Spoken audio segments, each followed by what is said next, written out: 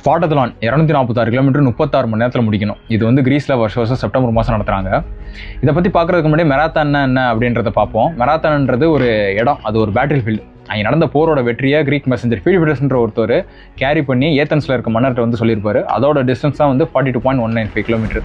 இது வந்து வெறுமனே 42 கிலோமீட்டர் ஓடின சம்மந்தப்பட்ட விஷயம் கிடையாது. இதுக்கு முன்னாடி அவர் என்ன பண்ணியிருப்பாரு அப்படின்னா, ஸ்பாட்டாலேருந்து மெராத்தானுக்கு ஓடிய போயிருப்பார். அதோட டிஸ்டன்ஸ் தான் வந்து 246 கிலோமீட்டர். இன்னும் புரியுற மாதிரி சொன்னோம் அப்படின்னா, சிவகங்கை வந்து ஸ்பாட்டான்னு எடுத்துக்கிறோம், கோயம்புத்தூர் வந்து மெராத்தான் எடுத்துக்கிறோம். இப்போ சிவகங்கையிலேருந்து கோயம்புத்தூருக்கு ஒரு மனுஷன் 246 கிலோமீட்டர் 36 மணி நேரத்துக்குள்ள ஓடிய போனால் எவ்வளோ கஷ்டம், அது எப்படின்றத தெரிஞ்சுக்கிறதுக்காக ஓட ஆரம்பிச்சது தான் அந்த ஸ்பாட்டத்லான்ற ஈவெண்ட்.